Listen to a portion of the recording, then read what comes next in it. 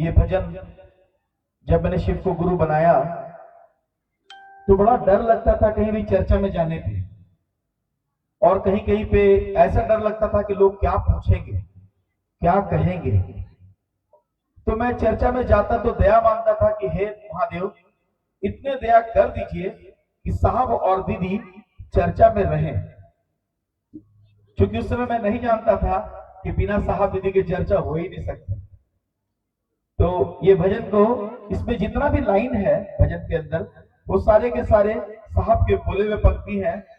आइए सुनते हैं हम लोग।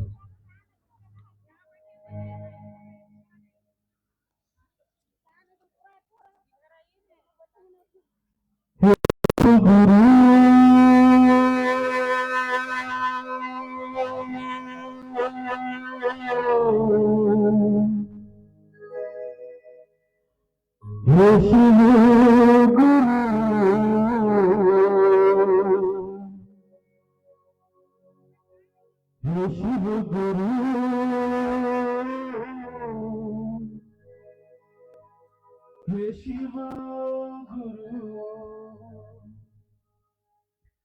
हे शिव गुरु हे शिव गुरु हे शिव गुरु हे शिव गुरु हे शिव गुरु दया ये कर दी तेरी चर्चा में भैया रहे, दया ये कर दे तेरी चर्चा में भैया रहे। हे शिव गुरु हे शिव गुरु हे शिव गुरु हे शिव गुरु।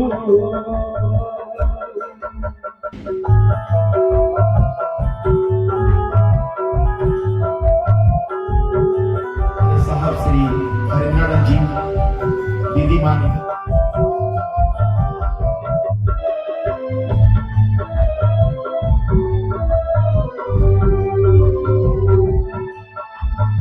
आपकी इनायतें आपके करम आप ही बताइए, भूलेंगे कैसे हम आपकी इनायतें आपके करम आप ही बताइए, भूलेंगे कैसे हम।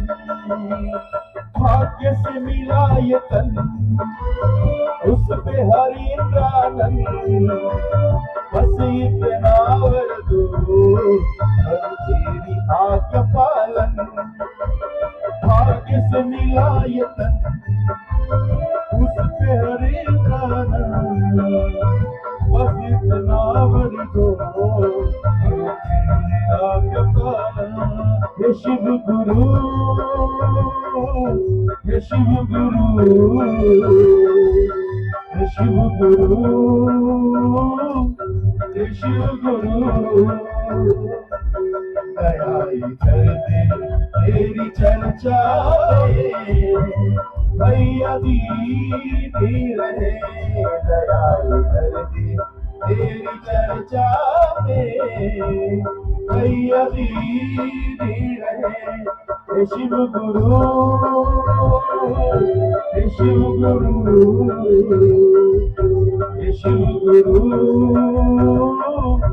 हे शिव गुरु।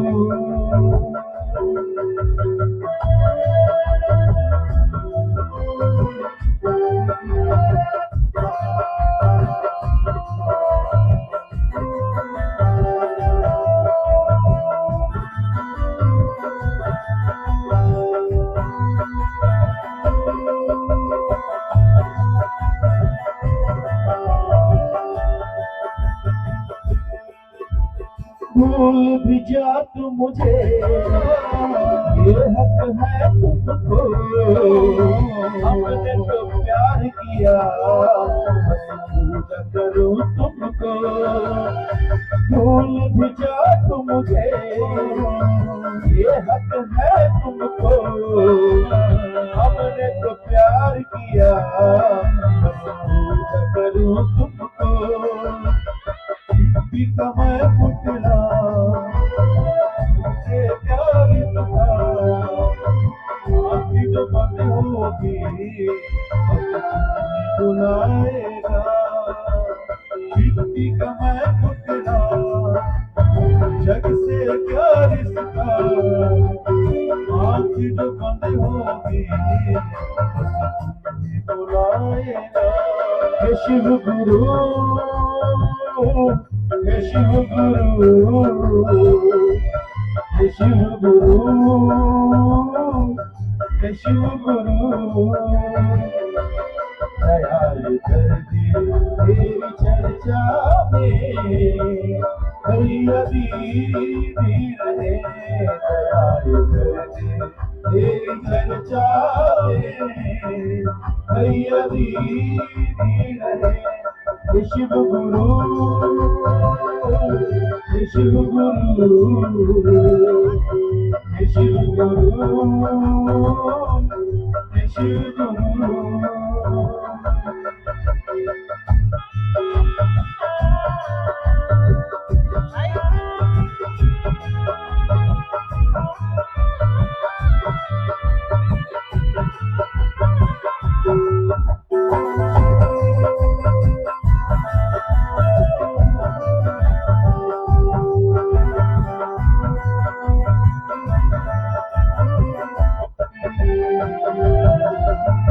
मुझ में है तो ही रमा शिव कल्याणकारी, यही चर्चा करते हैं सब इस जगत के संसारी।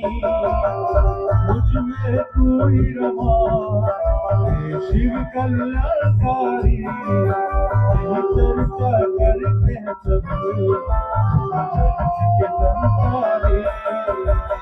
तीन ही सूत्रों की वही है चुनरी, अब नहीं भोगी पापों की गठरी।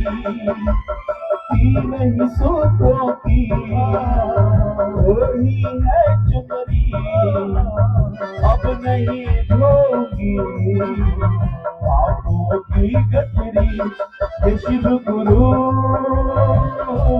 हे शिव गुरु, हे शिव गुरु, हे शिव गुरु, दयाल कर दे तेरी चर्चा में भैया दीदी रहे। दयाल कर दे तेरी चर्चा में भैया दीदी रहे। हे शिव गुरु, हे शिव गुरु, हे शिव गुरु, हे शिव गुरु, हे शिव गुरु, हे शिव गुरु, हे शिव गुरु, हे शिव गुरु। आप सबों को मेरा प्रणाम। आइए, जिनके इंतजार में आपकी आंखें तरस रही हैं, जिनको देखने के लिए और सुनने के लिए कान तरस रहे हैं, हमारे आपके बीच में हैं, उनको आमंत्रित करते हैं दीदी बरखा को, जो आज इस लोहरदगा के समाहरणालय मैदान में आई हैं। हम आपसे बात करने के लिए आग्रह करते हैं वो मंच पे आए। विषय से तो इनको बांध नहीं सकते, लेकिन फिर भी मैं बोलने में थोड़ा घबराता हूं। विषय है आओ चलें शिव की ओर, शिव गुरु परक जिज्ञासाएं एवं समाधान। विषय फिर से दोहराता हूं, आओ चलें शिव की ओर, शिव गुरु परक जिज्ञासाएं एवं समाधान। दीदी बरखा आनंद जी, रांची।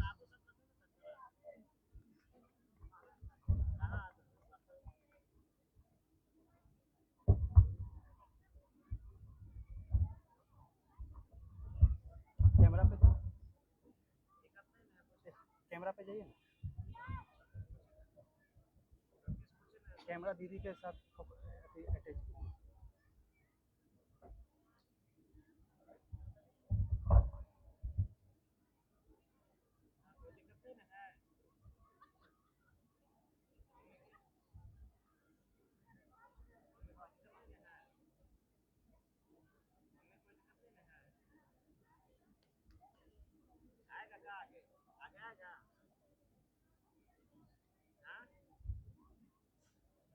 रास्ता बनल है ना, रास्ता पीछे पीछे बनल है ना,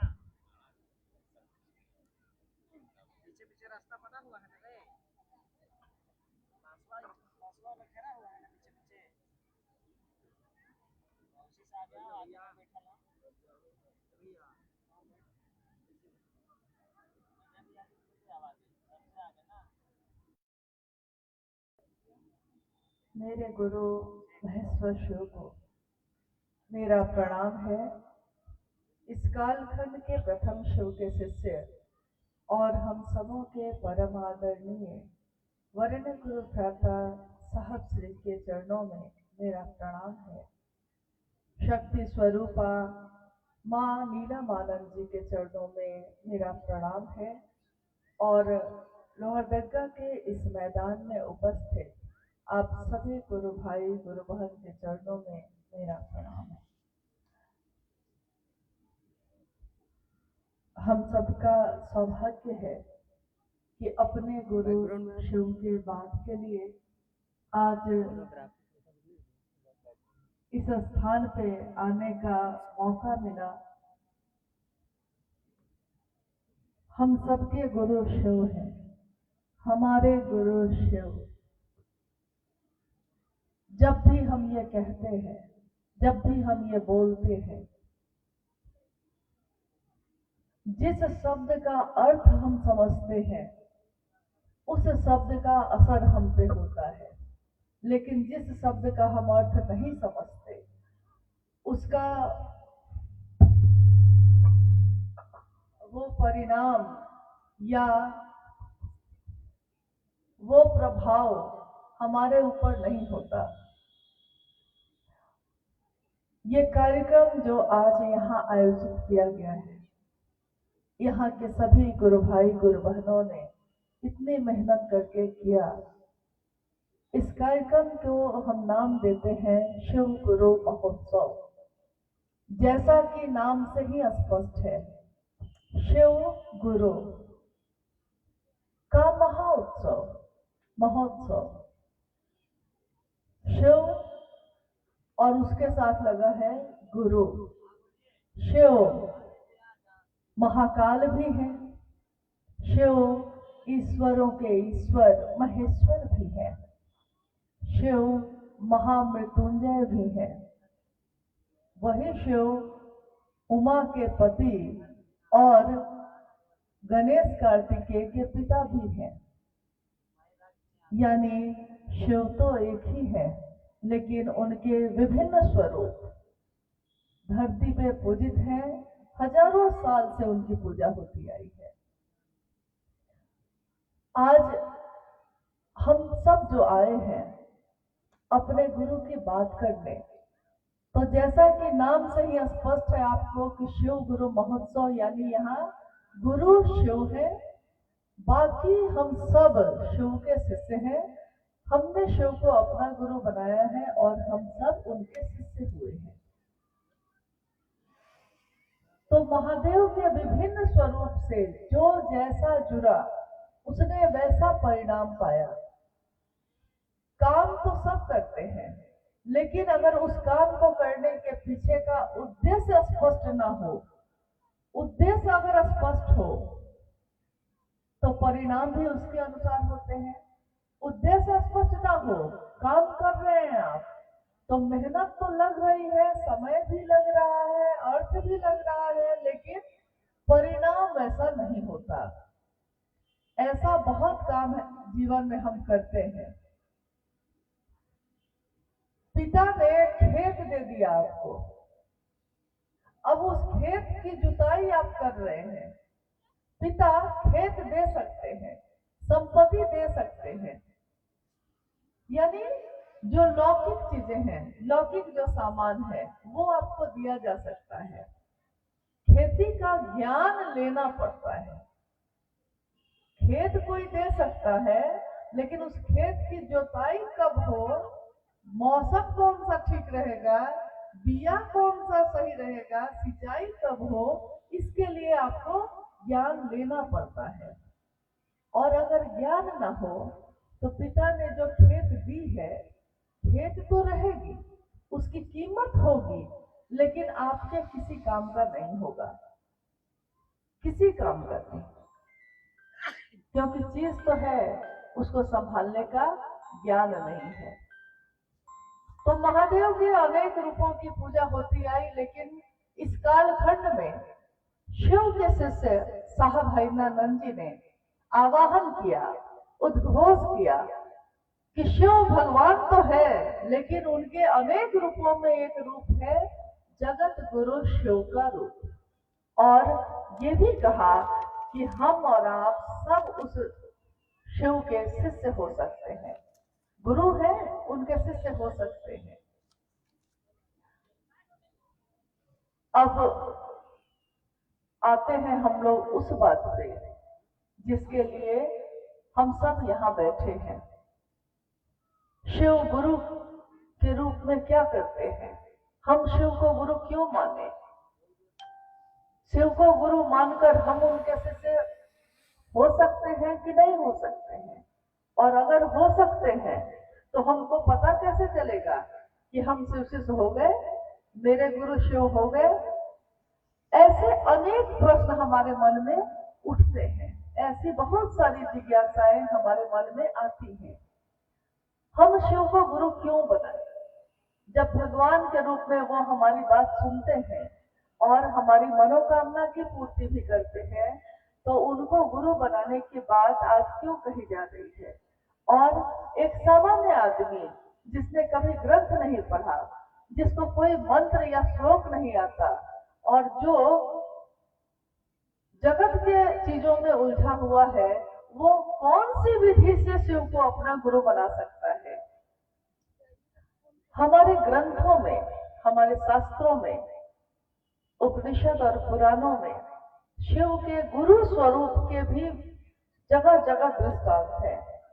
संभवे गुरुवे नमः, गुरु होने के कारण तुम संभव हो, तुम त्रिभुवन गुरु वेद बखाना। आप त्रिभुवन के गुरु हैं, यानी तीनों लोक के गुरु हैं। इसके कारण गुरु शिष्य परंपरा में आदि गुरु शिव को कहा गया। आदि का अर्थ होता है जहां से प्रारंभ हुआ, जहां से शुरुआत हुई है।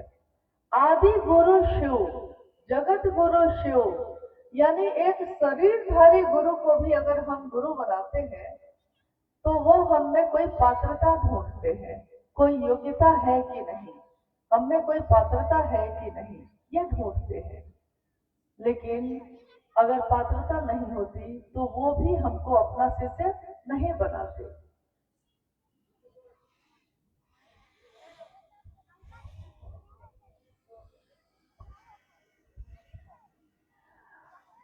नहीं बनाते हैं, यानी कि कोई गुरु भी हमको शिष्य तभी बना सकते हैं जब हम उनके अनुकूल उनके पास जाएंगे। दुनिया में बहुत सारे स्कूल और कॉलेज हैं। स्कूल और कॉलेज में अगर हम अपने बच्चे का एडमिशन कराते हैं तो उसमें मास्टर पहले उसकी परीक्षा लेते हैं कि बच्चे को अमुक अमुक चीज आती है कि नहीं आती है। अगर आती है तो इस स्कूल में एडमिशन होगा, और अगर नहीं आती है तो उसको छांट देना है। ऐसा होता है कि नहीं? हम लोग अपने बच्चों को जब एडमिशन दिलाते हैं तो पात्रता ढूंढी जाती है, बच्चा दिमाग से तेज है कि नहीं। दिमाग से तेज है तो एडमिशन होगा, और अगर नहीं है तो इस स्कूल में एडमिशन नहीं होगा। यानी शैक्षणिक गुरु भी अपने शिष्य को शिष्य बनाने के लिए, विद्यार्थी बनाने के लिए उसमें पात्रता ढूंढते हैं, योग्यता ढूंढते हैं। अध्यात्म के जगत पे अध्यात्म का अर्थ क्या हुआ और लौकिक का अर्थ क्या हुआ? लौकिक और पारलौकिक, ये दोनों दुनिया एक साथ चलती है। लौकिक जिसमें हमारा घर है, हमारा परिवार है, हमारा समाज है, ये धरती है, ये अंबर है, ये पेड़ पौधे हैं, ये पानी है, ये आग है, ये सारी चीजें जो हमारी ये दृष्टि, हमारी ये नजर देख सकती है, जो हमारे कान सुन सकते हैं, जो हम छू सकते हैं, जिसका हम गंध ले सकते हैं, यानी वो सारी चीजें जहां हमारे पांचों ज्ञानेंद्रिय काम करती है, वो सारी चीजें लौकिक है। पारलौकिक जैसे ही हम बात करते हैं तो समझ में आता है कि ये कुछ सूक्ष्म बात हो रही है, कोई बहुत ऊपर की बात हो रही है। ये ऊपर की बात क्या है, सूक्ष्म क्या है? जैसे ही हम मन की बात करते हैं, जैसे हमारा ये शरीर है, इस शरीर में 2 हाथ 2 पैर, पूरा शरीर ही है मानव का। इस शरीर का अंग अंग बदल दिया जाए, हाथ बदल दिए जाए, आंख बदल दिया जाए, त्वचा बदल दी जाए, दांत बदल दिया जाए, इस पूरे शरीर का अंग अंग बदल दिया जाए, तब भी वो रहेगा कि नहीं जो इस शरीर में है? क्योंकि शरीर तो हम नहीं है। आप ही कहते हैं, हम ही कहते हैं कि आज मेरा मन नहीं है, आज मेरा मन दुखी है, मेरे मन को ये अच्छा नहीं लगा, मेरे मन को ये बहुत अच्छा लगा। यानी जब हम ये बोलते हैं कि मेरे मन को ये अच्छा नहीं लगा, आप नहीं, आप कह रहे हैं कि आपके अंदर जो सूक्ष्म चीज है उसको ये चीजें अच्छी नहीं लगी। शरीर की बात आप नहीं कर रहे, मन की बात कर रहे हैं। और ये मन हमारे पूरे शरीर में कहाँ रहता है, आज तक विज्ञान भी पता नहीं कर सका। वो कहता है कि कोई एक औरा है जो कहीं कहीं आभास होता है, लेकिन ये जो ऊर्जा जो हमको जीवित रखती है, जिंदा रखे हुए है, ये ऊर्जा हमारे शरीर में, पूरे शरीर में कहाँ है, आज तक सही सही कोई नहीं बता सका। लेकिन इसी ऊर्जा के कारण हम जीवित हैं, और जिस दिन इस शरीर से वो निकल जाता है तो हमारा शरीर भी मृत मान लिया जाता है, और कहा जाता है कि ऊर्जा खत्म हो गई, चली गई। ये ऊर्जा जो दिखाई नहीं देती, जिसके कारण हम जीवित हैं, जिसके कारण हम सांस ले पा रहे हैं, हवा है, लेकिन अगर सांस लेने और सांस को उतारने की जो विधि चल रही है शरीर में, अगर वो काम करना बंद कर दे तो हवा भी है, शरीर भी है, लेकिन आदमी की मौत हो जाती है। साहब हैमानंद जी ने कहा, यही मन जो दिखाई नहीं देता, लेकिन इसी मन के कारण आप जीवित हैं, चलते हैं, और आप काम भी करते हैं। मन नहीं करे तो आप उस काम को करने की इच्छा भी आपके अंदर पैदा नहीं होगी, और इच्छा पैदा नहीं होगी तो आप ज्ञान भी नहीं लेंगे, ज्ञान नहीं लेंगे तो आप उस पर काम भी नहीं करेंगे। इच्छा, ज्ञान, क्रिया, यानी कोई एक विचार, इच्छा, मेरे अंदर इच्छा पैदा होगी तब ना हम उसके बारे में पता करेंगे, तब ना हम खोजेंगे, ढूंढेंगे। आपने अभी सुना साहब हैमानंद जी के बारे में, शिव के शिष्य के बारे में। उनके मन में ये विचार आया, उनके मन में एक सोच पैदा हुई, मन दिखाई नहीं दे रहा, लेकिन पल प्रति पल यही अदृश्य मशीन जो विचारों को पैदा करती है, बार बार लगातार विचार पैदा हो रहे हैं, ठहर नहीं रहे, पैदा हो रहे हैं, सोच रहे हैं। हम अभी अभी मन में विचार आया कि इधर जाएंगे, सोचा ही था कि तब तक किसी ने कहा कि चलिए इधर, तो हम चले गए उधर। सोचा ही था, अभी तो ठहरे भी नहीं थे, लेकिन अगर वो विचार ठहर जाए, रुक जाए, तो उससे क्या हो सकता है, इसके कितने उदाहरण हैं। ये भी एक सोच है, ये भी एक विचार ही है जो दिमाग में आता है कि शिव भी मेरे गुरु हो सकते हैं, महादेव भी मेरे हो सकते हैं। लेकिन ये विचार जो दिमाग में प्रवेश करता है, अगर ये विचार दिल में आ जाए तो हम उस आदमी को या उस सत्ता को, चाहे वो कोई व्यक्ति हो चाहे वो ईश्वर हो, अगर हमारे मन में ये विचार ठहर जाए कि वो मेरा हो सकता है, मैं उसका हो सकता हूं, तो उस स्थिति में हम उसको अपना बना लेते हैं, उसके अपने हो जाते हैं। पहला सूत्र जो आपने सुना होगा, शिव को गुरु बनाकर साहब हरिनानंद जी ने 3 सूत्रों का निरूपण किया। उन्होंने कहा कि मन ही मन अपने गुरु शिव से, यहाँ उन्होंने बहुत जोर दिया, अपने अपने गुरु शिव बार बार कहा। लोगों ने कहा कि सुन तो लिए जो आप कह रहे हैं, लेकिन साहब ने कहा सुन तो लिया आपने, लेकिन क्या समझ भी गए? क्योंकि सुनने और समझने में बड़ी दिक्कत होती है। सुन तो लिया है कि हाँ ये मेरा बेटा है, लेकिन अगर समझेंगे नहीं कि मेरा बेटा है तो हम उसकी परवाह नहीं करते, हम उसकी देखभाल नहीं करते।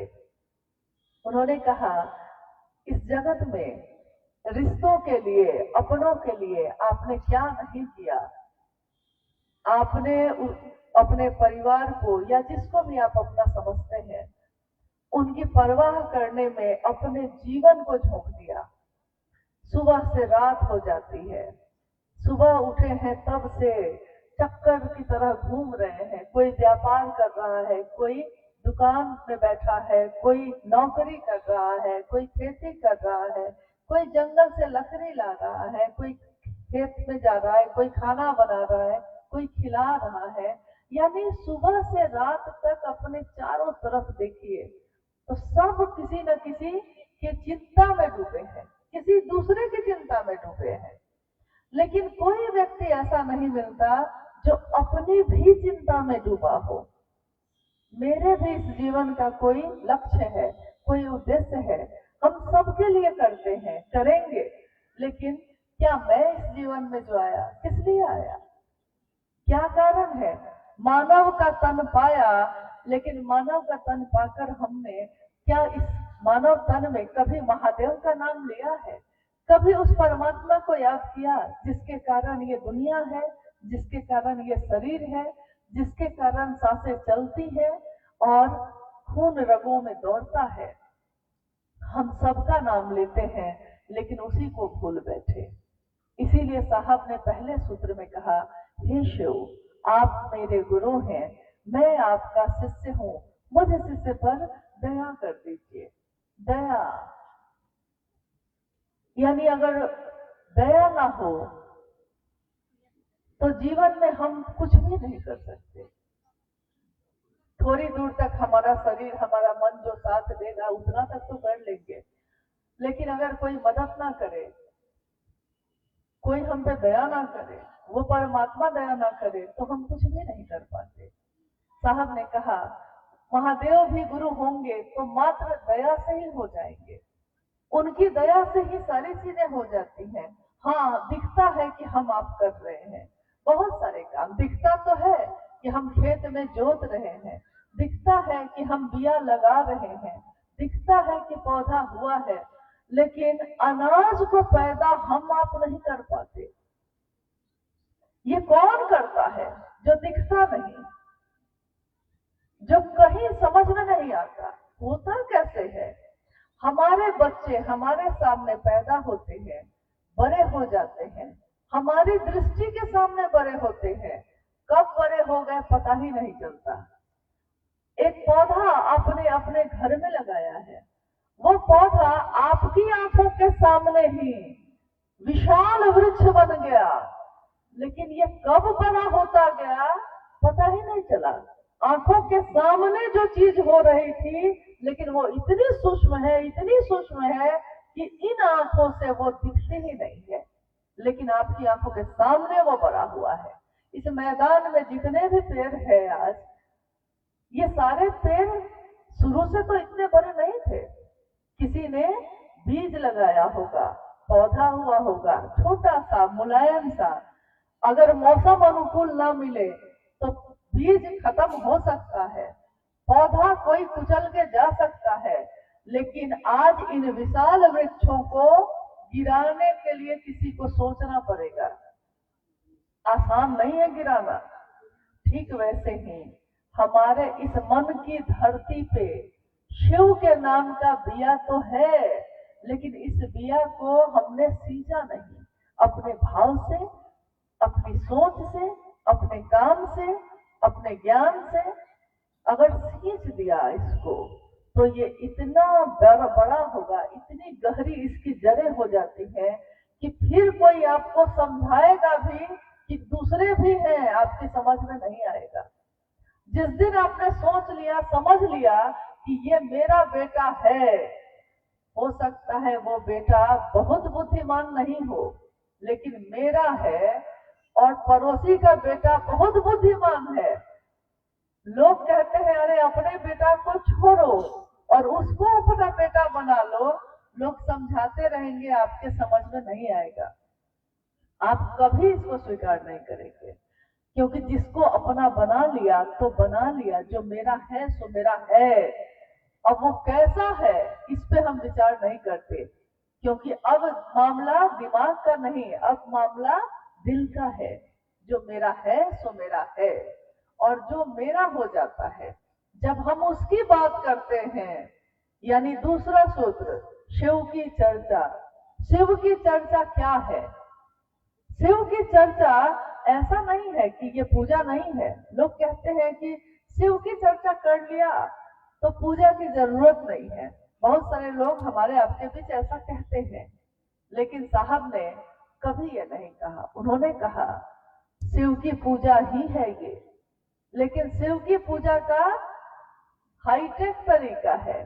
जैसे हम इसी झारखंड के जंगलों में लकड़ी चुनने जाते थे, सालों तक हमारे पूर्वज भी जाते थे, क्योंकि अगर लकड़ी चुन के नहीं लाएंगे तो घर में चूल्हा जलेगा कैसे? चूल्हा जलाने के लिए, उस पे भोजन बनाने के लिए जंगल में जाके लकड़ी चुननी पड़ती है। लेकिन फिर किसी ने कहा कि अब तो गैस का चूल्हा भी आ गया है, और घर घर में अब जाइए तो आपको दिखेगा कि गैस का चूल्हा जल रहा है।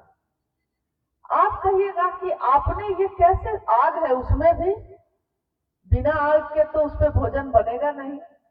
आप जब उसमें माचिस से या लाइटर से जलाते हैं तो आग तो पैदा होती है, और उसी आग पे आप भोजन बनाते हैं। आग वही है, भोजन भी वही बन रहा है, लेकिन आपने हाईटेक तरीका अपनाया। जो चीजें जगत में आ रही हैं समय के अनुसार। कभी ऐसा था कि दूसरों तक अपनी आवाज पहुंचाने में, राजा महाराजा के समय में जब हम दूसरों तक अपनी आवाज पहुंचाना चाहते थे तो हम मुनादी करवाते थे। आज भी कहीं कहीं हमारे गांव में है कि पूरे गांव के लोगों को इकट्ठा करना है तो बहुत बड़ा एक, क्या कहते हैं उसको, नाम मुझको ध्यान में नहीं है, लेकिन है जो बजाया जाता है, डम डम डम डम, उस पे बजा। इसका मतलब है कि गांव के सारे लोगों को एक जगह आना है, कोई विशेष सूचना देनी है। अब आप क्या करते हैं कि अब कौन ही बजाने जाए, तो अब आपके हाथ में मोबाइल फोन है, तो आप बजाना छोड़ के कहते हैं कि फोन ही कर देते हैं, आ जाएगा। सूचना ही दिया है आपने उस दिन भी जब बजाया था, और आज भी जब मोबाइल से फोन लगा के किसी को कहते हैं कि भैया दीदी आइए, बैठक करनी है, शिव चर्चा करनी है, बात उस समय भी वही थी, आज काम आज भी वही हो रहा है, लेकिन हाईटेक तरीका हो गया। एक दिन हमको गर्मी लगती थी तो हम लोग या तो पेड़ के छांव में या बगीचा में जाके बैठते थे, या हाथ का पंखा, तार वाला पंखा हाथ में लेकर होंकते थे कि थोड़ी सी ठंडक लग जाए, बहुत पसीना है। आज भी खेत में तो आप हाथ का पंखा ही लेके जा सकते हैं, सीलिंग फैन लेके खेत में नहीं जा सकते, लेकिन घर में है। जिस दिन पंखा का आविष्कार हुआ तो हमने सोचा कि पंखा लगाया जाए और हमारे घरों में पंखे लग गए। कुछ और बेहतर हुआ तो कूलर भी लगाया लोगों ने, और बेहतर हुआ तो एसी भी अब लगा के चलाते हैं। पंखा हाथ वाला भी हवा ही देता था, सीलिंग फैन और पेडेस्टल फैन, टेबल फैन भी हवा ही देता है, कूलर भी हवा ही देता है और एसी भी हवा ही देता है। ठंडक और बढ़ती गई है, आराम बढ़ता गया है, तरीका बदलता गया है, लेकिन हवा ही दे रहा है वो। तो कहिएगा कि एसी हाथ के पंखा का हाईटेक तरीका है, मतलब टेक्नोलॉजी, यानी बहुत ऊंची स्थिति में है ये।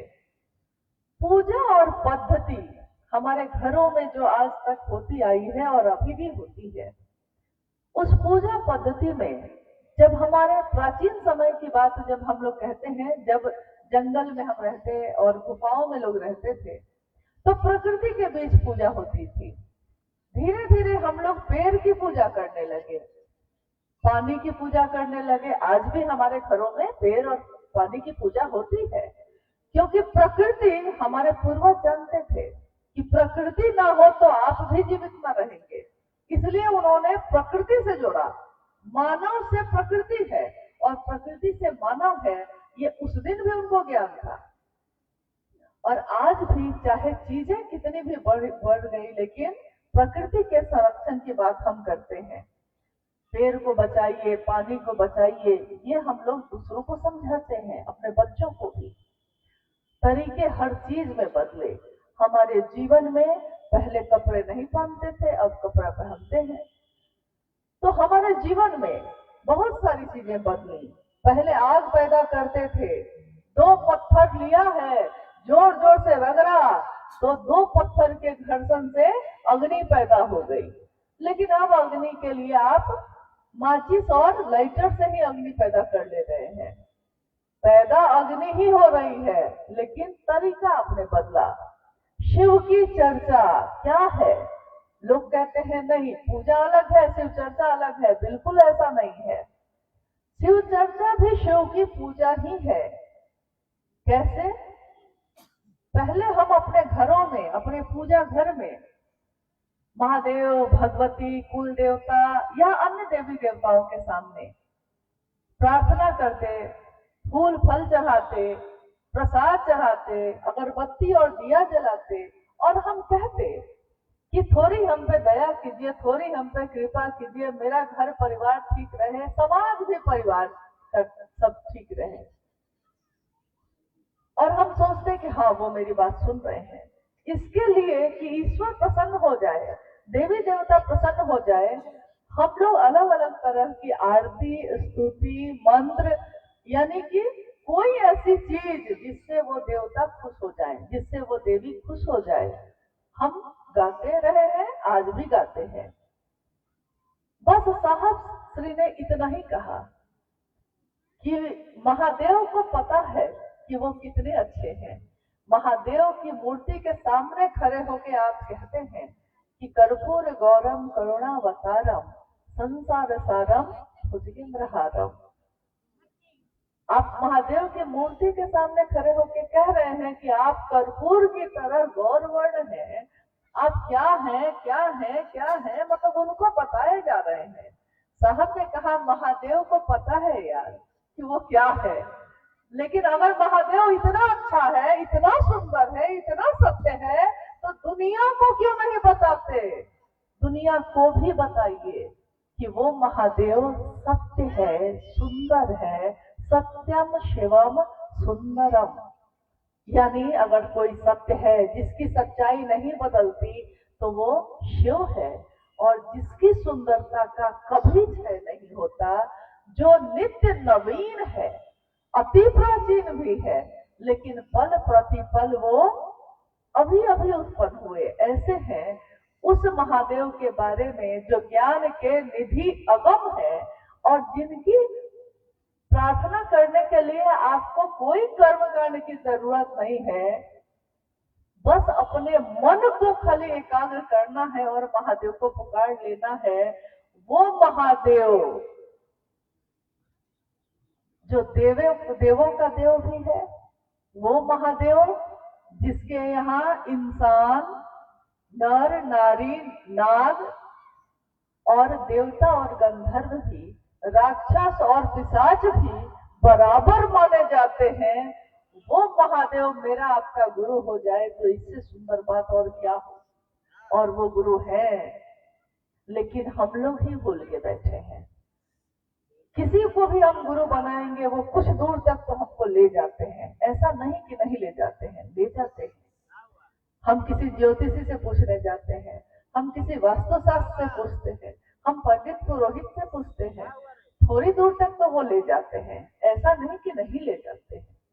लेकिन रो रो नरक के भागी को भी अगर कोई निखार सकता है, छोटे मोटे पाप के लिए तो पुण्य में बदलने की सामर्थ्य है, लेकिन अगर कितने जन्मों के कर्मफल अगर इकट्ठे हो गए हैं और करोड़ों करोड़ों नरक के भागी बनेंगे, ऐसा भी पाप कुछ हो गया है, उससे भी रो रो नरक के भागी को भी उबार देंगे शंभु, हे रघुर के बलजा गलहार लेंगे शंभु। महादेव के गले में जो नाग है वो जहरीला है, टेढ़ा चलता है, डसना उसका स्वभाव है, उसकी प्रवृत्ति है। आप उसको बचाने भी चाहिएगा तो वो अपने बचाव में भी आपको डस लेता है, उसका स्वभाव है, इसमें उसका कोई दोष नहीं। लेकिन वैसे स्वभाव का भी शिव के पास बस झुक गया है, बस उसने अपने सीने के बल चला गया है और महादेव ने उसको अपने गले में धारित किया है। उस परम गुरु, उस आदि गुरु, उस विश्व गुरु, उस जगत गुरु शिव के सामने अगर जगत के लोग सिर्फ मन से पुकारेंगे, हे शिव आप मेरे गुरु हैं, ये पुकार उनकी झूठ भी अगर बार बार कहेंगे तो कहते हैं एक दिन सच बनी आई, झूठ कहत कहत भी एक दिन सच बन जाता है।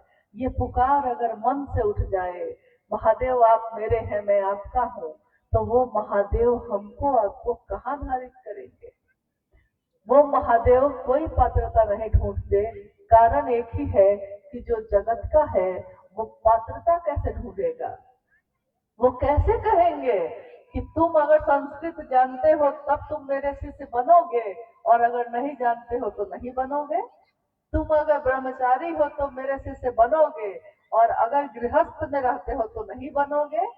तुम शाकाहारी हो कि मांसाहारी हो, तुम इस जाति के हो कि उस जाति के हो, महादेव ही एक ऐसी सत्ता है जहां जाके सारी संकीर्णताएं खत्म हो जाती हैं।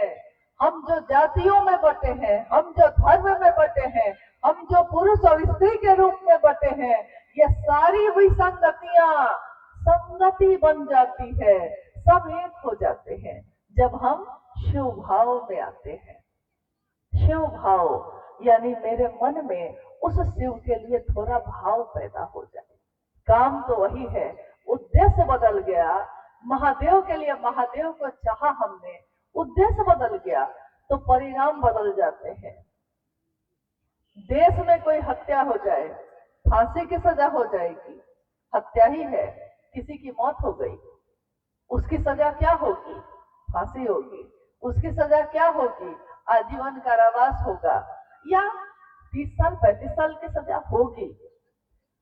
और अगर इस देश की रक्षा के लिए बॉर्डर पे चले गए हैं आप और आपने वहां भी अपने देश की रक्षा के लिए कि इस देश के रहने वाले लोग सुरक्षित रहें, वहां भी आपने किसी को मारा है, मारा तो वहां भी है, लेकिन इसके लिए इनाम मिल जाता है। बात तो दोनों एक ही हुई, लेकिन नहीं, एक नहीं हुई। उद्देश्य बदल गया आपका। आपने सबके हित के लिए अगर कुछ किया है तो परिणाम अच्छे हैं, और अगर अपने लिए सिर्फ अपनी खुशी, अपने व्यसन के लिए कुछ किया है तो उसके परिणाम घातक होते हैं। काम तो वही है, लेकिन उद्देश्य बदलता है तो मंजिल बदलती है तो उसका परिणाम भी बदल जाता है। साहब ने कहा, शिव ही हमारे गुरु हैं, शिव ही हमारी गति है और शिव ही हमारे गंतव्य है। गुरु गंतव्य मतलब मंजिल, और चलने के लिए जो ताकत चाहिए वो देने वाले भी वो स्वयं ही हैं। क्यों नहीं उस शिव को अपना गुरु बनाए?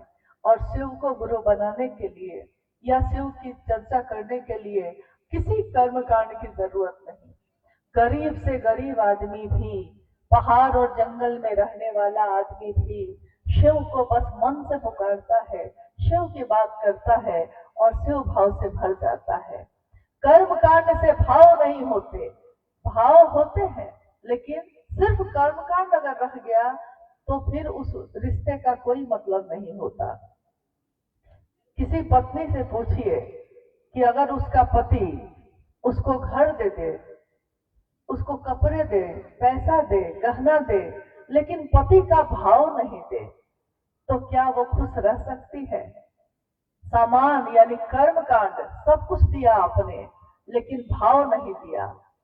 एक भाई से पूछिए कि उसका भाई उसको खूब अच्छा खिलाए पिलाए, खूब पैसा उसा दे, लेकिन भाई का भाव नहीं दे, अपनापन नहीं दे, तो वो भाई अपने उस भाई के घर में कदम भी रखना पसंद नहीं करता। हम आप भी बहुत जगह जाते हैं, अगर हम कहीं जाते हैं और किसी ने बड़ा स्वागत किया है, सारी व्यवस्था है उसके यहाँ, लेकिन उसने भाव नहीं दिया अपनापन का, कि हमको लगे कि हाँ हम उसके लिए कुछ महत्व रखते हैं, ये भाव नहीं दिया। बस भाव नहीं दिया था, बाकी सब कुछ तो दिया था, लेकिन आप उसके यहाँ दोबारा जाना भी नहीं चाहते। यानी ये भाव बड़ा सूक्ष्म है, और भाव समझ में आता है कि कोई आपके लिए भाव रखता है कि नहीं रखता है, ये तो उसके देखने से ही समझ में आने लगता है। सूक्ष्म चीजें जल्दी पता चलती है। महादेव सूक्ष्माति सूक्ष्म है, इन आंखों से दिखाई भी नहीं देता, लेकिन उसी की इच्छा से ये दुनिया बनी है। और वो महादेव अगर जगत गुरु है और मेरे आपके गुरु भी हैं, तो उस महादेव को अगर हम देना चाहेंगे तो क्या दे सकते हैं? आप कहिएगा कि हम खूब फल देंगे, तो दे दीजिए, उस महादेव के ही तो सारे फल हैं, सारी दुनिया तो उसी की, उसको दीजिएगा भी तो उनके किस काम का? आप कहिएगा कि हम खूब मिठाई चढ़ाएंगे, तो मिठाई चढ़ाइएगा और चढ़ाते तो आप महादेव को है, लेकिन खाते तो हम लोग खुद हैं। महादेव खाने लगे अगर तो हम मिठाई ही चढ़ाना छोड़ दें। तो खैर, कपड़ा चढ़ाते हैं, खुद पहनते हैं। महादेव को न कपड़े, चारों दिशाएं जिसका आनंद हो, चारों दिशाएं जिसका वस्त्र हो, दिगंबर दिशाएं जिसका वस्त्र हो, और जो काल भी जिससे भयभीत होकर भजता है, शिव शिवम शिव शिवम, वो महादेव को हम आप अगर देना चाहें तो क्या क्या दे सकते हैं? हम कुछ भी देंगे उनके सामने, इन चीजों का कोई मोल नहीं और कोई अर्थ नहीं। लेकिन सिर्फ एक चीज ऐसी है जो हम सबके पास है और एक जैसी है, और महादेव को बस वही चाहिए। हम सारी चीज तो देते हैं, बस वो भाव ही नहीं देते। भाव, महादेव सिर्फ भाव से ही मिलते हैं, और गुरु के रूप में बिना भाव के भी मिलते हैं। साहब ने कहा कि हम तो इंसान है ना भाई, अगर भाव नहीं पैदा हुआ तब महादेव नहीं मिलेंगे, तो ऐसा नहीं है। गुरु के रूप में अविश्वास में भी अभाव, भाव नहीं है आपके अंदर, संशय है, यहाँ तक कि अब शब्द भी हो सकता है आपने कहा हो, लेकिन गुरु मान लिया है। अब गुरु मास्टर यही है, ये मान लिया और ठहर गए। ठहर गए मतलब रुक गए इस पे कि अब महादेव को मान लिया तो मान लिया, अब दूसरे की तलाश करने नहीं जाएंगे, रुक गए, ठहर गए। तो परिणाम क्या क्या होते हैं? भगवान बुद्ध जब शरीर में थे, एक जंगल से गुजर रहे थे। उस जंगल के बारे में चारों तरफ खबर थी कि इस जंगल में एक डाकू रहता है। डाकू अंगुलीमाल उसका नाम था, और उसकी इतनी चर्चा थी कि अगर कोई उधर से गुजर जाए, उसके इलाके से कोई गुजर जाए, तो वो इतना क्रूर था कि वो सिर्फ मारता ही नहीं था, मारकर उसकी उंगलियों को काट कर और उसकी माला पहन के घूमता था। इसीलिए उसका नाम ही पड़ गया डाकू अंगुलीमाल। एक बार उस रास्ते से बुद्ध जा रहे थे। गांव के लोगों ने देखा तो कहा, भगवान आप इधर क्यों जा रहे हैं? आपको नहीं मालूम है कि बहुत बड़ा डाकू रहता है इधर? बुद्ध ने कहा कि अब बढ़ गया तो बढ़ गया, जीवन और मरण तो उसके हाथ में है, बढ़ गया तो बढ़ गया, अब वापस नहीं जाऊंगा। और अकेले ही वो जंगल में, घने जंगल में बढ़ गए। आगे बढ़ते बढ़ते अचानक एक आवाज सुनाई दी, बहुत तेज आवाज गूंजी, ठहरो। बुद्ध ठहर गए।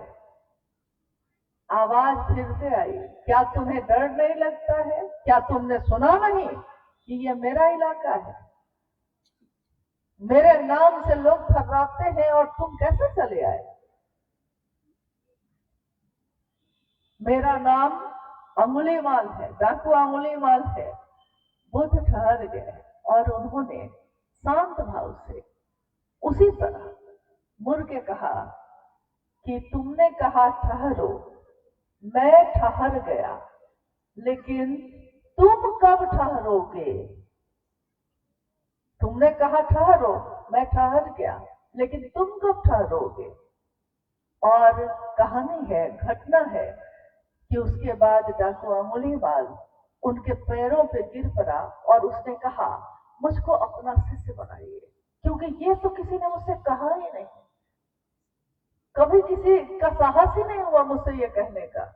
ठहरो, तुम कब ठहरोगे? और कहते हैं डाकू अंगुलीमाल ठहर गया। गुरु शब्द की मार से भी जगा सकते हैं। शब्दन मार जगाएगी जुरे, शब्द गुरु के सूक्ष्म से सूक्ष्म सत्ता है शिव।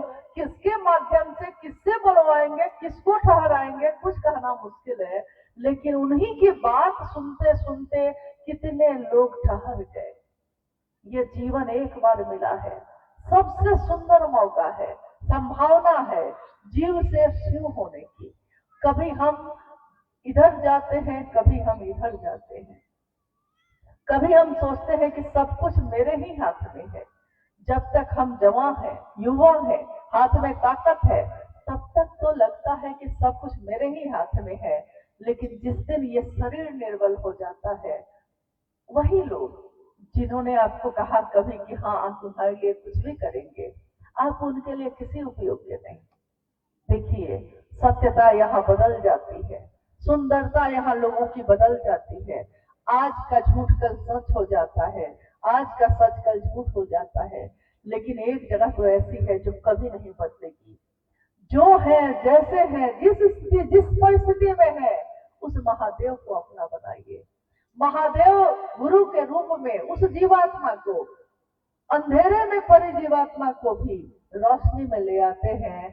हमारे पूर्वजों ने कहा कि ज्ञान का दिया जब जलता है तो सारा अंधेरा दूर हो जाता है। मन का अंधेरा, जगत का अंधेरा तो हम टॉर्च जला के दूर कर सकते हैं, बत्ती जला सकते हैं, दिया जला सकते हैं, तो दुनिया का अंधेरा तो दूर हो जाता है। लेकिन अगर उस रोशनी में भी मेरे मन में अगर अंधेरा है, तो उस अंधेरे को कौन दूर करेगा? उन्होंने कहा कि महादेव है। जैसे ही उनका नाम लेते हैं, इस शब्द का अर्थ अगर पता है आपको, तो इस अर्थ में भाव है। और जैसे ही आपके मन में ये प्रवेश करता है, आपके मन में फैला सारा अंधेरा स्वतः दूर हो जाता है। अंधेरे को दूर नहीं करना पड़ता, अंधेरा रोशनी के आते ही गायब हो जाता है। उसको हटाना नहीं पड़ता, भगाना नहीं पड़ता। जैसे ही रोशनी आती है, अंधेरा तो खुद ही खत्म हो जाता है। उस रोशनी को अपने जीवन में लेकर आइए, ताकि हमारे जीवन में, हमारे मन में फैला अंधेरा दूर हो सके। तीसरे सूत्र में उन्होंने कहा, मन ही मन उस शिव को प्रणाम करिएगा। शिव की चर्चा भी शिव के लिए करिएगा। बाकी दुनिया के सारे काम तो हम दूसरों के लिए करते ही हैं। जगत बेचकर जगत खरीदते हैं, यानी कभी धान बेचते हैं तो कभी साबुन खरीदते हैं, कभी धान बेचा है तो बेटी का ब्याह करने के लिए कपड़ा और गहना खरीदते हैं, यानी जगत की चीज को बेची है और जगत की चीज खरीदी है। ये रिवाज तो पुराना है, सदियों से होता आया है, लेकिन महादेव के लिए, महादेव को चाहा है हमने। ये जगत का प्रचलन नहीं है, दुनिया ने ये काम नहीं किया कभी। महादेव ने सब कुछ दिया, हमने महादेव को अपना भाव भी नहीं दिया। ये एक रास्ता है शिव की शिष्यता का, जिसकी मंजिल भगवान शिव स्वयं है। स्वयं मतलब स्वयं, सिर्फ वो और कोई नहीं। इस जगत का कोई भी मेरी मंजिल नहीं हो सकता, क्योंकि मंजिल तो बदल जाती है। आज ये व्यक्ति अगर मेरी मंजिल है, इस व्यक्ति का शरीर खत्म होगा तो मेरी मंजिल खत्म हो जाएगी। लेकिन वो अगर मंजिल बन जाए जो स्वयं हूँ है, और न इनके जन्म का पता, न इनकी मौत आज तक सुनी है, वो महादेव ही अगर मेरी मंजिल हो जाए, इससे सुंदर बात और कुछ भी नहीं हो सकती। तो आज का ये कार्यक्रम भी इसी के उद्देश्य के तहत किया गया है कि हम सबके मन में फैला अंधेरा दूर हो। हे महादेव, आप मेरे मन में प्रवेश करिए। और महादेव को हम क्या दे सकते हैं? तो उनको और कुछ चाहिए भी नहीं। अमीरों के लिए भी वैसे ही है, गरीबों के लिए भी वैसे ही है। यहाँ तक कि मालिक बड़े करीब से सुनते गरीब की पुकार। अगर मन से हो तो वो सुनते हैं महादेव, आपके रुपए पैसे से नहीं सुनते, वो आपके धन दौलत से नहीं, आपके कालीन से नहीं, आपके कीचड़ में पड़े पांव भी अगर उनको पुकारते हैं तो महादेव वहां भी आपकी मदद के लिए आते हैं। कहीं भी आते हैं, उनको इन चीजों से कोई फर्क नहीं पड़ता। हमको आपको फर्क पड़ता है, लेकिन महादेव को नहीं। आइए, हम लोग इस कार्यक्रम में अगर कोई जिज्ञासा आई है, कोई प्रश्न आपके मन में अगर उठा है, सचमुच में उठा है, तो कोशिश करेंगे हम लोग कि उसका उत्तर दे सके। लेकिन कोई यहाँ विद्वान तो है नहीं, जितना आपने जाना है उतना ही, या शायद हो सकता है उससे भी कम मैं जानती, लेकिन इतना जानती हूँ कि भूल गई सब कुछ, याद नहीं अब कुछ। बस एक बात नहीं भूली, और महादेव की दया बनी रहे कि ये बात न भूलो। ये महादेव आप ही हैं मेरे, और कोई नहीं। ये बस याद रह जाए। ये बात साहब ने याद दिलाई थी। उन्होंने कहा कि भूल जाओ सब कुछ अगर, तब भी चलेगा, बस उसको मत भूलना। उसको अगर याद रख दिए, राजा अगर तुम्हारा है तो राजा का सारा राज्य भी तुम्हारा ही है। अगर उस घर का मालिक मेरा है तो घर का सारा कुछ मेरा ही तो है। बस उनको याद रखे, हम इतनी कोशिश करते हैं। एक जिज्ञासा है, सीताराम भाई जी का दारू से जो है लिखते हैं, साहब लिखे हैं, जियो तो शिव, बनो तो शिव, रहो तो शिव, तो हम कैसे बने? ये पंक्ति है, एक पुस्तक साहब श्री ने लिखी, आओ चलें शिव की ओर। उस पुस्तक में ये पंक्ति उन्होंने लिखी। कोरोना काल में ये पुस्तक लिखी गई। आज बहुत सारे गुरु भाई गुरु बहन इसको पढ़ते हैं और उनके विचारों पे चलते हैं। ये रास्ता दिखाता है उनको, चलना तो उनको खुद ही पड़ेगा। उसी की एक पंक्ति है, जियो तो शिव, बनो तो शिव, रहो तो शिव। भाई ने कहा कि इसका अर्थ क्या होता है? जियो तो शिव। शिव कैसे जीते हैं? शिव जिनको तस्वीरों में हम लोगों ने देखा है, या जिनका एहसास हम करते हैं। तो बाकी देवी देवता का एहसास जब हम करते हैं तो कोई महलों में दिखता है, कोई मुकुट सोना चांदी का लगाए हुए दिखता है, लेकिन जब महादेव का सोचते हैं तो तस्वीरों में या जो एहसास होता है उसमें महादेव की जटाओं को देखते हैं बिखरा हुआ, देखते हैं कि महादेव बर्फ की चट्टान पे बैठे हैं, बर्फ में पर्वत पे बैठे हैं, लेकिन निहंगी बैठे हैं, यानी आनंद की मूर्ति बनकर बिना वस्त्र के बैठे हैं। चिता की भस्म ही जिनके लगाने का आभूषण सुंदरता सब है और न्यूनतम व्यवस्था में बैठे हैं। देखिए हम लोग को कितना सीखने के लिए, ये तस्वीर भी उनकी अगर है तो क्या सिखाती है हम लोग को। जियो तो शिव, सिखाती क्या है, शिव कैसे जीते हैं।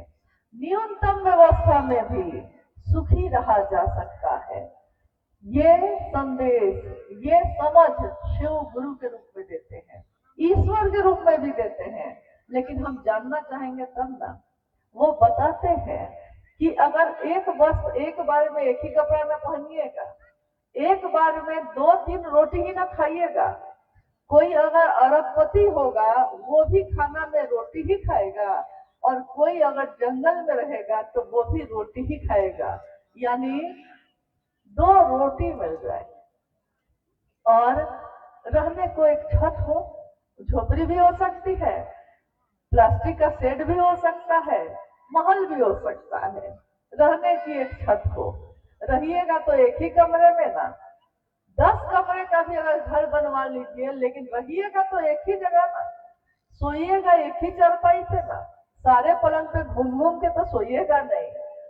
तो उन्होंने कहा कि जीना है तो शिव जैसा जियो, कि अगर ये न्यूनतम व्यवस्था भी है मेरे पास, लेकिन अगर परिवार में आनंद हो, मन में आनंद हो, आनंद की मूर्ति से मन मिलता हो, तो उस आनंद के सामने बड़े बड़े महल के वैभव भी फीके पड़ जाते हैं। जीना है तो उनके जैसा जियो, बनो तो शिव। शिव जैसा बनना मतलब क्या होता है, आपने देखा होगा कि जहां जाइए सब एक दूसरे के लिए घृणा से भर गए हैं। इंसान का हृदय जो बना, इंसान का शरीर और मन जो है वो करुणा है, ममता है, सहानुभूति है, एक दूसरे के लिए अपनापन है। लेकिन आज देखिए दुनिया में कि हर आदमी एक दूसरे से चिल्ला रहा है, बोल रहा है, घृणा बढ़ गई, प्रेम कम हो गया, यहाँ तक कि अपनों की बड़ाई भी नहीं करते लोग। कितने लोगों को आपने देखा होगा कि अगर किसी में कोई गुण हो, घर में बहू आई है, भोजन बहुत अच्छा बना रही है, लेकिन मजाल है कि कोई उसकी बड़ाई कर दे खुले दिल से, बड़ा मुश्किल है। ये कहना कि तुमने जो बनाया हमको भी नहीं आता, इतना अच्छा बनाया, कितना सुंदर बनाया, आपने जो ये काम किया कितना सुंदर किया, इतना अच्छा तो हमको भी नहीं आता। इस तरह की बोली तो आजकल सुनने में ही नहीं आती। यानी कोई किसी की प्रशंसा में अपना दिल बड़ा नहीं करता, दिल बड़ा करता है लेकिन बुराई करने में। जितनी शिकायत उसकी कर लीजिए, जितनी उसकी बुराई कर लीजिए, उतना उसको मन लग रहा है। 2 घंटा 4 घंटा कब बीत गया पता ही नहीं चलता। लेकिन अगर कह दीजिए कि किसी की प्रशंसा भी तो करिए, कुछ तो अच्छा किया होगा उसने। हर व्यक्ति के अंदर अगर अवगुण है तो गुण भी है, गुण और अवगुण दोनों है ना। आप गुण क्यों नहीं देखते, आप अवगुण क्यों देख रहे हैं? उसको भी तो महादेव ने बनाया है। तो अवगुण है या गुण है, महादेव ठीक करेंगे। थोड़ा अपने दिल को बड़ा तो करिए। अगर महादेव देखने लगे कि हम में गुण है कि नहीं तो क्या होगा? महादेव के बारे में कहा गया कि अशेष गुणम है, उनमें इतने गुण है, इतने गुण है, इतने गुण है कि गुण शेष ही नहीं होते, खत्म ही नहीं होते। और कहा गया कि गुणहीनम है, कोई गुण ही नहीं है उनमें। देखिए दोनों पहलू तो महादेव के ही ना है, कोई गुण भी नहीं, लेकिन इतने गुण है, इतने गुण है कि खत्म ही नहीं होते। तो जब महादेव की बनाई हुई दुनिया है, आप हम कौन है किसी की इतनी समीक्षा करने वाले? अरे अगर दे सकते हैं, बनना है तो शिव बनिए ना। जिसने, लोगों ने तो संसार को बचाने के लिए कहा कि महादेव हलाहल विष ही पी जाइए आप। कहानी है ना, कथा तो है, ये सुना है आपने, कहानियां कथा तो खूब सुने हैं सब कुछ, कि समुद्र का मंथन हुआ और जब उसमें से बहुत सारे रत्न और अमृत भी निकले, लेकिन उसमें हलाहल निकला। हलाहल यानी कालकूट विष, एक ऐसा विष जिसके निकलने से ही चारों तरफ इतना जहर फैलने लगा कि लोग मूर्छित होकर, देवी देवता भी मूर्छित होकर गिरने लगे। तो लोग दौड़े किसके पास? महादेव के पास, और कहा हे महादेव रक्षा करिए, त्राही माम करके दौड़े, रक्षा करिए। यानी क्या करिए? रक्षा करने के लिए क्या कहना होगा? कोई जिससे प्रेम करता हो उसको कहेगा कि जहर पी लीजिए मेरे लिए? नहीं करता। लेकिन कोई चारा जब नहीं था तो सबको पता था कि एक ही है जो ऐसा कर सकते हैं, तो कहा कि महादेव बचाइए। और महादेव, कहानी है ये, कथा है ये, कि महादेव ने पूरा जहर अपनी अंजुरी में भरा और पी गए। कंठ पे माँ पार्वती को अच्छा न लगा, हाय उनके पति के साथ ऐसा क्यों कर दिया, प्रेम करती थी ना उनको कष्ट हुआ। तो कहानी है, कथा है कि उन्होंने अपने हाथों को कंठ पे रखा, तो महादेव ने जो जहर पिया तो सारा कंठ पे आ गया, नीला हो गया जहर से वो, और उनका एक नाम पड़ा नीलकंठ, यानी जिसका कंठ नीला हो। सोच लीजिए महादेव के साथ क्या क्या ना हुआ। इससे ज्यादा हम लोग के साथ तो नहीं हुआ होगा, हम लोग तो पी भी नहीं सकते, जहर पिएंगे तो तुरंत खत्म हो जाएंगे, लेकिन हम लोग के साथ तो इतना खराब नहीं हुआ होगा। महादेव ने क्या दिया दूसरों को? महादेव ने बदले में क्या दिया? आप लोग बोलिए, जरूरी है कि हम ही बोले सिर्फ? आप लोग बताइए जरा, एक साथ जरा बोलिए, महादेव ने दुनिया को क्या दिया? अमृत, जीवन, शुभ अमृत दिया। तो साहब ने कहा कि बनो तो शिव, दूसरे तुम्हारे साथ क्या करेंगे इस पे तुम्हारा बस नहीं है, लेकिन तुम दूसरों के साथ क्या करोगे इस पे तुम्हारा बस है। दूसरे जब शिव को गुरु बनाएंगे समझेंगे, लेकिन आप और हमने तो शिव को बनाया है गुरु, तो हम अपने मुंह से करवा क्यों बोले? हम किसी को अपने शब्दों के बाण से घायल क्यों करें? शब्द से बहुत लोग घायल होते हैं, ऐसे घायल होते हैं ना कि चाकू और तीर लगने से तो ठीक भी हो जाएंगे, लेकिन अगर शब्द का बाण लग गया ना हृदय में, तो ये घाव भरता ही नहीं है, जीवन भर पीड़ा देता है। अपने इस बाण को अगर हम रोक लें सिर्फ, तो कितने लोगों का शुभ हो जाए, कितने लोगों का भला हो जाए।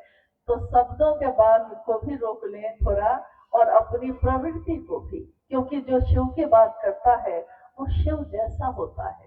शिव बनो तो शिव, रहो तो शिव।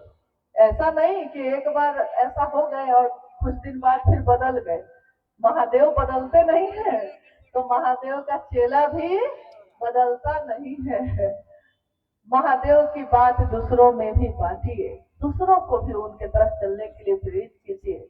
हमारा आपका सामर्थ्य कम है, हमारा सामर्थ्य निर्बल है, कम है, ताकत कम है, हमारे शरीर की, हमारे मन की शक्ति कमजोर है, लेकिन जिससे ये मन मिल गया है महादेव से, उस महादेव की ताकत कम नहीं है, ज्ञान के भी निधि अगम नहीं है, वो परम ऊर्जा के अक्षय स्रोत है वो।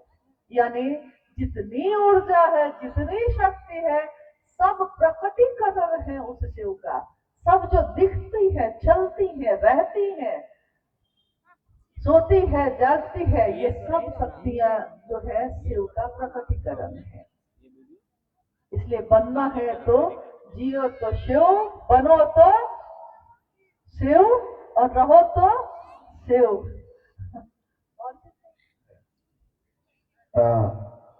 जगत में शिव शिष्य होने के लिए संपूर्ण ज्ञान की बात कह रहे हैं, फिर हम क्यों नहीं शिव शिष्य हो रहे हैं? लातेहार से सुनील जी। हाँ साहब, जगत में शिव शिष्य होने के लिए संपूर्ण बात कह रहे हैं, संपूर्ण ज्ञान की बात कह रहे हैं। अच्छा ठीक है, जिज्ञासा आपने सुनी कि साहब ने जगत में रहने के लिए संपूर्ण ज्ञान की बात की। संपूर्ण ज्ञान क्या होता है? जैसे जब हम लोग कहते हैं कि किसी कोई ज्ञान को उपलब्ध हो गया तो हम कहते हैं सम्यक ज्ञान हो गया उसको। हमारे आपके जैसे सामान्य लोग, अति सामान्य लोग हम लोग हैं, हम लोग को लगता है कि कोई बहुत बड़ी चीज है जो हम लोग से नहीं हो सकेगा, हम लोग को कभी नहीं हो पाएगा, हम लोग को आता ही क्या है।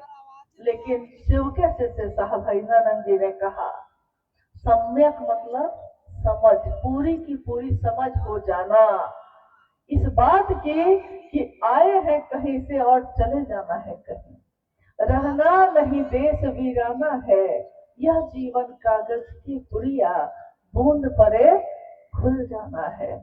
मौत की एक बूंद पड़ती है और ये जीवन खत्म हो जाता है। जन्म भी होता है तो उस जन्म से पहले ये बच्चा कहाँ था ये भी नहीं पता हमको, तो न आने का पता है न जाने का पता है। जैसे इस मैदान में आए अभी और अब चले भी जाएंगे, जैसे ट्रेन पकड़ने के लिए कुछ लोग चढ़ते रहते हैं, कुछ लोग उतरते रहते हैं, वैसे ही इस जगत में रहने के लिए कुछ लोग आते रहते हैं, कुछ लोग जाते रहते हैं। लेकिन ये जगत चलायमान है, चलता ही रहता है, किसी के लिए नहीं रुकता। कितने लोग आए, बड़े बड़े लोग आए, जब शरीर में रहे तो लोगों ने कहा कि अरे हो तो ऐसा हो, लेकिन जब शरीर से चला गया तो दुनिया भूल गई। कज़ा ने ऐसी हजार सूरत बिगाड़ डाली बना बना के। बड़ी सुंदर ये पंक्ति है जिसको साहब ने बार बार कोट किया और कहा कि बहार दिन है चंद रोजा, बहार दिन है चंद रोजा, न चल यहाँ सर उठा उठा के, कज़ा ने ऐसी हजार सूरत बिगाड़ डाली बना बना के। बाहर के दिन चंद रोज के होते हैं, इतना सिर उठा उठा के मत चलिए, इतना अहंकार ठीक नहीं है, क्योंकि कज़ा ने, समय ने ऐसी कितनी सूरत बनाई और बिगाड़ डाली। इसलिए रहना है, जो बड़ा होता है जिसमें फल होते हैं वो वृक्ष नम्र होते हैं, झुके होते हैं, तो रहना है तो वैसे रहिए जैसे शिव होते हैं। शिव जिसको देते हैं वो अहंकार से भर के भले घूमने लगे, लेकिन वो शिव जो सबको देने वाले हैं खुद परम शांत है, शांति की प्रतिमूर्ति बन के बैठे हैं। इस जीवन में अगर किसी का भला कर सकते हैं तो करिएगा।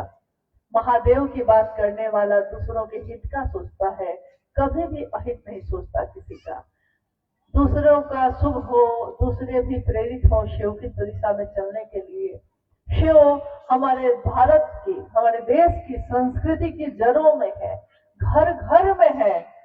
आप बताइए 33 करोड़ देवी देवता कहे जाते हैं, बाबा कह के आपने किसको पुकारा है? ईश्वर भगवान का दर्जा तो बहुत लोगों को दिया, लेकिन बाबा तो आपने महादेव को ही कहा। बाबा यानी पिता का भी पिता और भी ज्यादा प्रिय, तो उस बाबा को आज अपना गुरु बनाने की बात है। अपना बनाइएगा तो दर्द होगा। महादेव की बात करने वाला, महादेव की दिशा में चलने वाला, कहते हैं कि गुरु अपने शिष्य में दिखते हैं।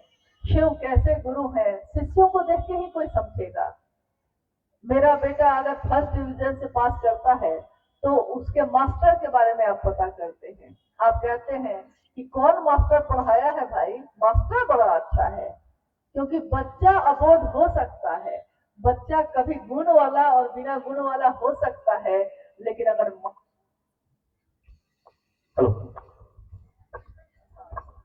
अगर मास्टर बढ़िया हो तो वो उसको परिमार्जन करके उसको फर्स्ट डिवीजन से पास कर सकता है।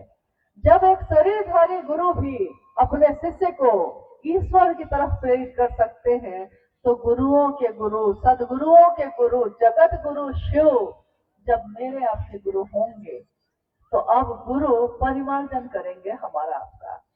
चाहे हमको कुछ आता हो ना आता हो, लेकिन मात्र अपने भाव को थोड़ा अर्पित करिएगा।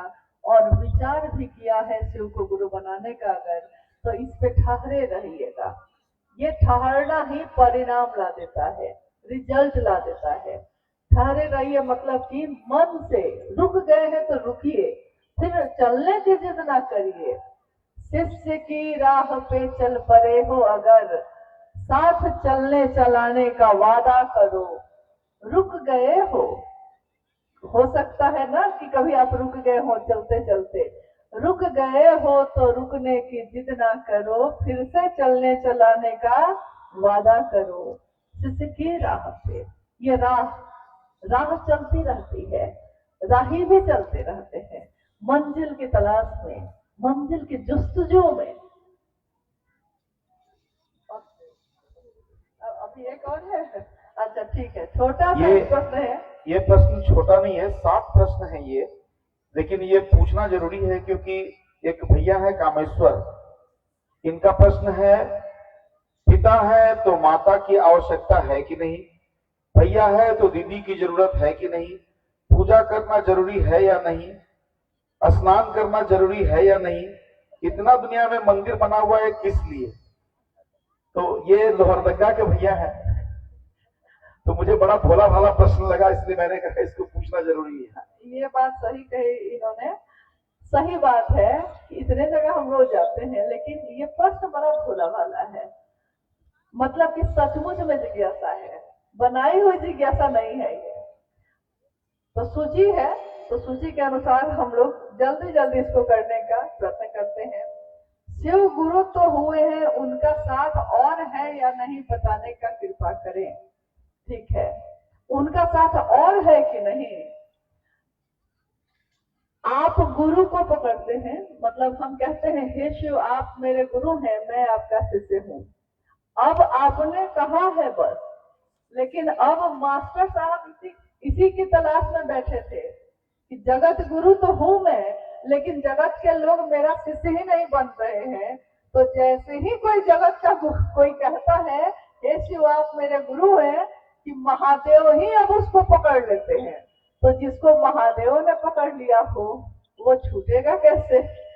तो महादेव आपके गुरु हैं, साथ हैं और रहेंगे भी, वो आपको छोड़ेंगे नहीं।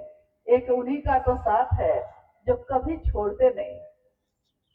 दूसरा प्रश्न है पिता है तो माता का आवश्यकता है कि नहीं। अरे भाई पिता बने ही है इसलिए है कि माता और पिता दोनों साथ हुए तभी ना कोई पिता बनता है, तभी ना कोई माँ बनी है। लेकिन ये प्रश्न बड़ा अजीब है कि माता की आवश्यकता है कि नहीं। अरे भाई माता की सबसे ज्यादा आवश्यकता है ठीक है, लेकिन सच में बड़ा सीधा साधा प्रश्न है। भैया तो है, दीदी का जरूरी है क्या, क्या मतलब हुआ इसका। अच्छा गुरु भाई गुरु बहन पूछ रहे हैं कि भैया तो है तो दीदी का जरूरी है क्या। दीदी मतलब गुरु बहन लोग ना। आप लोग क्या चाहते हैं कि गुरु बहन लोग को हटा दिया जाए। तो गुरु बहन लोग हट जाएंगी तो मैदान खाली हो जाएगा भाई जो बात है। लेकिन गुरु भाई और गुरु बहन, हमारे गुरु शिव का एक रूप और है, अर्धनारीश्वर, यानी पुरुष और स्त्री दोनों का संतुलन, दोनों जरूरी है, दोनों बराबर में है, न कोई ज्यादा न कोई कम। अगर असंतुलन होता है तो शिव असंतुलन पसंद नहीं करते, क्योंकि उनका चरित्र भी देखते हैं आप, जीवन चरित्र या तस्वीर या कुछ भी देखते हैं आप, तो आपने देखा होगा कि गृहस्थों के भी साकार आदर्श शिव हैं। इसीलिए जब हमारे बच्चों का विवाह होता है तो हम अपने बच्चों को आशीर्वाद देते हैं, गौरी शंकर की जोड़ी बनी रहे, उमा महेश्वर की जोड़ी बनी रहे, क्योंकि हमको पता है कि उमा के महेश्वर कैसे हैं और महेश्वर की उमा कैसी है। उमा ने कहा कि वरहूं शंभु नहीं तो रहूं कुंवारी, और शिव ने भगवती का जब साथ लिया तो हर जगह बराबर में, संतुलन में, यानी ये गृहस्थ में भी संतुलन देखना हो, शिव भाव देखना हो, तो शिव का परिवार गृहस्थों का साकार आदर्श भी है वो। इसीलिए भैया का रहना भी जरूरी है और दीदी का रहना भी जरूरी है, दोनों का रहना जरूरी है। संतुलन हो जाए तो और सुंदर हो जाएगी। स्नान करना जरूरी है या नहीं? अगर पानी है तो नहा लीजिए, लेकिन अगर राजस्थान के रेगिस्तान में रहते हैं तो नहाना तो चाहते हैं आप, लेकिन पानी नहीं है। और इसी पे देखिए बहुत बड़ा संदेश साहब ने दिया है तो ये हंस रहे हैं हम लोग, लेकिन आप भी जानते हैं कि जीवन को जीने के लिए अगर पानी ना हो तो जीवन कितना कठिन होगा। इसलिए साहब ने शिव को गुरु बनाने का आह्वान तो किया, उसके साथ साथ उन्होंने इस चीज पे अपने जीवन में हमेशा बहुत जोर दिया कि वृक्ष लगाए जाएं। जरूरत हो तो वृक्ष कटे, लेकिन वृक्ष लगाए जाए, क्योंकि आपको हवा चाहिए जीवित रहने के लिए। वृक्ष की जड़ें पानी को रोकती हैं, तो पानी चाहिए आपको पीने के लिए। और हम लोग की तो मनसा ये है कि इतना पानी हो कि सब कोई नहाए, और पानी थोड़ा सा गर्म हो जाए, महादेव थोड़ा हीटर लगा देते तो और अच्छा था कि ठंडा नहीं लगता तो बहाना नहीं करता कोई। इसलिए स्नान जरूरी है कि नहीं, ये तो आपके शरीर की सफाई का मामला है, लेकिन शरीर साफ रखा है और मन साफ है कि नहीं। तो शरीर को तो बहुत साफ रख लिया, लेकिन मन को भी साफ रखना जरूरी है भाई। थोड़ा मन को सुंदर बनाइए, साफ बनाइए। जब हम अपने पूजा घर में महादेव की तस्वीर या मूर्ति रखते हैं तो उस पूजा घर का एक एक धूल का कण पोंछ देते हैं, साफ सुथरा और सुंदर सुवासित करते हैं। जिस मन में महादेव रहते हो उस मन को कितना साफ रखेंगे हम, क्योंकि जिस मन में महादेव स्वयं रहते हो, हम सब उस मन से हर कचरा हर गंदगी को बाहर निकाल के फेंक आएंगे, मिट्टी के नीचे दबा हुआ देना है यानी कि मन साफ और मन चंगा तो कठौती में गंगा। तो मतलब कठौती के पानी से भी नहाने से चल जाएगा, कहने का मतलब ये है। इतना दुनिया में मंदिर बना हुआ है, किस लिए है? मंदिर दुनिया में जो बना हुआ है, मंदिर कहा जाता है जिसमें देवी या देवता की स्थापना हम करते हैं, और एक प्रतीक है, एक चिन्ह है, एक जगह है जहां जाके हमारा मन, हमको लगता है कि शांत हो सकता है। हमारे पूर्वजों ने इसका निर्माण किया, आज भी है। मंदिर बहुत है, बात तो सही है। पूछा है इन्होंने कि इतना मंदिर किस लिए बना हुआ है, कृपया बताने का कष्ट करेंगे। देखिए, इंसान हमेशा ये चाहता है कि उसकी दुनिया सुंदर हो, शांति सबको पसंद है, किसी को झगड़ा पसंद नहीं, सुंदरता प्रेम सबको पसंद है, किसी को घृणा पसंद नहीं। आपको पसंद है, हमको पसंद है, किसी को घृणा पसंद है नहीं। आप देखिएगा कि कहीं पे कुछ सुंदर भजन कीर्तन या अर्चना हो रही हो कहीं, तो आपका मन भी उस भाव में डूब जाता है। लेकिन अगर कहीं चौक चौराहे पे कोई गाली गलौज कर रहा हो, मारपीट कर रहा हो, तो वहां जाके आपको, आपके मन को अच्छा लगता है? नहीं लगता। आप चाहते हैं कि वहां से कितना जल्दी हट जाए। यानी मंदिर की स्थापना हुई, मंदिर लोग गए भी, लेकिन अगर मंदिर जाके भी हमारा मन वहां एकाग्र नहीं हुआ तो क्या फायदा? मंदिरों की स्थापना हुई इसलिए कि भारत विश्व गुरु भी है। अध्यात्म की धरती पे रहने वाले लोगों ने दुनिया के लिए, देखिए 12 ज्योतिर्लिंग की स्थापना भी भारत में हुई। ये 12 क्यों है, किस लिए किए गए? जो हमारे ऋषियों ने, पूर्वजों ने जिस तरीके से इसकी स्थापना की है उसमें आध्यात्मिक सूक्ष्म तरंगों का संचरण है जो भारत देश की धरती को ऊर्जावान बनाता है। चीजें बहुत अच्छी हैं, लेकिन मन अगर मंदिर ना हो सका तो कहीं भी जाने से कोई फायदा नहीं है। इसीलिए शिव के शिष्य इस मामले में चलते फिरते मंदिर की तरह ही है। एक ऐसा मंदिर जिसकी स्थापना हुई और एक जीवंत मंदिर जो हर जगह जाते हैं और अपने महादेव की महिमा का गान करते हैं। महादेव इतने सुंदर गुरु, इतने अच्छे गुरु, आप भी उनकी तरफ चलिए और अगर आपका मन ही उनसे जुड़ जाए तो हर जगह तो मंदिर ही मंदिर है।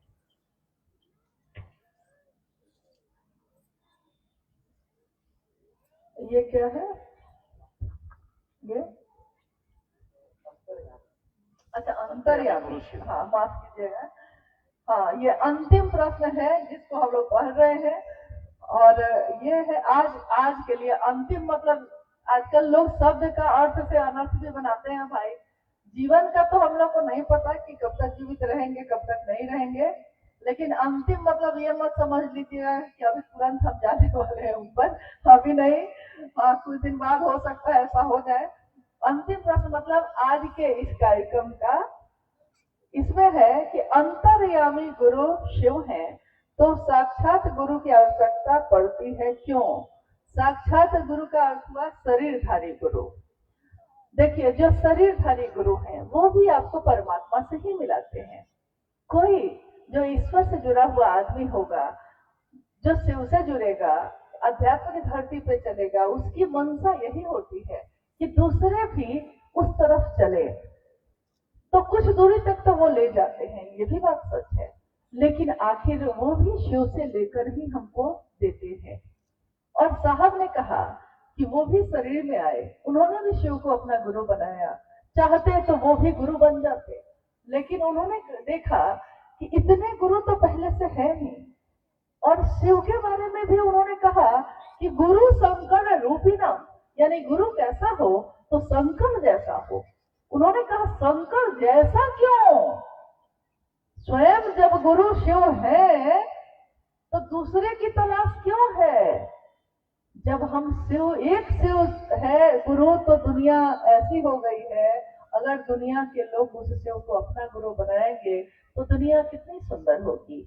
और जब गुरुओं के गुरु भी वही हैं, सदगुरुओं के गुरु भी वही हैं, तो शिव को अपना गुरु बनाने की बात है। हाँ, शरीर में जो भी गुरु हैं या सदगुरु हैं उसमें थोड़ा आपको भी देखना होगा कि भाई सही रास्ता आपको जो बताए उस रास्ते पे चलिए, क्योंकि ये पहचानना पड़ेगा आपको। पहचान सकते हैं तो जरूर पहचानिए, कोई गलत नहीं है। उनमें भी अंश शिव का है, आप में भी शिव का अंश है। आप भी जो शिव के शिष्य हैं, आप भी तो दूसरों को शिव की तरफ से चलने की प्रेरणा देते हैं। ठीक वैसे ही गुरु सदगुरु श्रेणी के लोग भी ईश्वर की प्राप्ति के ही उपाय बताते हैं। कोई मंत्रों का जप बताता है, कोई योग बताता है, कोई भक्ति बताता है, कोई साधना उपासना बताता है, लेकिन कुछ न कुछ वो बताता है। कोई शब्दों से लेकर जाता है, कोई अपने वाणी स्पर्श से लेकर जाता है। मंशा तो सबकी एक ही है। तो जब गुरु एक है ही और मंजिल भी वही है, चलने का रास्ता भी वही है, एक ही रास्ता, एक ही मंजिल, जगत के सारे लोग भी उस रास्ते पे चलेंगे तो ट्रैफिक जाम यहाँ हो सकता है, लेकिन उस रास्ते पे कोई ट्रैफिक जाम नहीं है। इसलिए आइए सबको ही हम लोग चलते हैं उस रास्ते पे, सब साथ चलते हैं, अपने महादेव के भाव में चलते हैं और देखते हैं कि इस दुनिया में रहते हुए भी शिव कैसे बना जा सकता है। अपने परेशानियों, अपनी बेचैनियों भरे जीवन को भी शांत और घोर कैसे किया जाता है।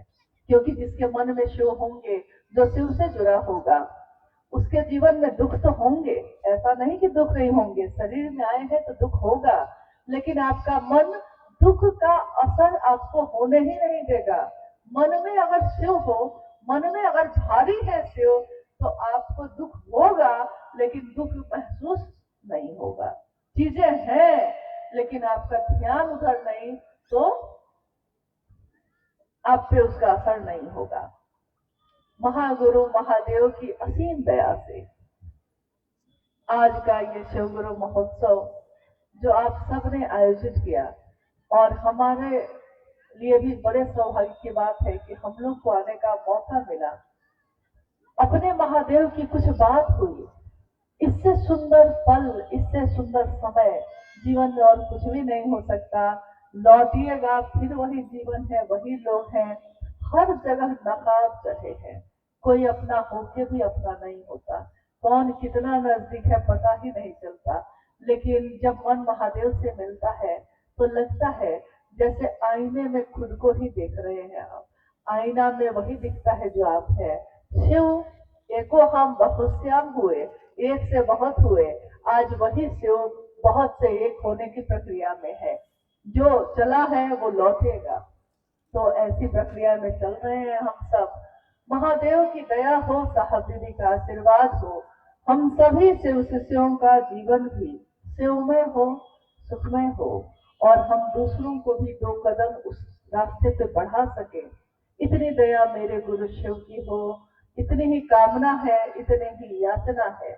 आप सभी के चरणों में प्रणाम है। आप सबको मेरा प्रणाम।